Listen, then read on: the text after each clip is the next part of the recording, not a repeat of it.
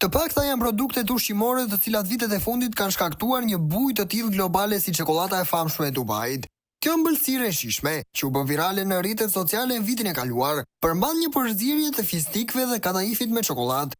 Çokolada u krijua nga Sara Hamuda, një pastiqere britaniko-egjiptiane që jeton në Dubai, si një mënyrë për të përmbushur fiksimet e saj gjashtatëzanis. Adhuruesit e çokoladës në mbar botën janë në kërkim të një cope nga kjo ëmbëlsirë, e cila është në sasi të kufizuar. Në Mbretërinë e Bashkuar, supermarketet si Lidl dhe White Rose po shesin versionet më të lira të këtij produkti.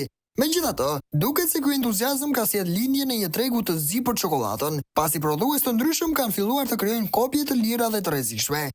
Sipas një hetimi në Gjermani, çokolata Dubait importuara nga lindja e mesme përmbajnë shtues dhe ngjyrues të rrezikshëm. Në përbërje janë gjetur vaj palme dhe ngjyrues i jeshil ushqimor, toksina të prodhuara nga myku dhe madje dhe përbërës kimik që mendohet se janë kancerogjen. Hetimi është kryer nga zyra për hetimet kimike dhe veterinare në Stuttgart, një institucion që fokusohet në sigurinë ushqimore. Pas bujës që shkaktoi produkti Can't Get Enough of It, ekspertët analizuan 8 mostra të çokoladave të importuara, 5 nga Emiratet e Bashkuara Arabe dhe 3 nga Turqia. Përveç fistikëve dhe kadaifit të bluar, çokolada origjinale përmban edhe tahini, një pastë e butë e përbërë nga fara susami të bluara.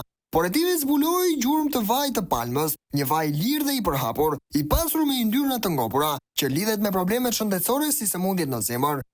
Edhe më shqetësuese është prania e përmbajtjes së rrezikshme 3-MCPD, që krijohet nga përpunimi i vajra dhe bimor si vaj i palmës dhe që konsiderohet potencialisht kancerogjen për njerëzit.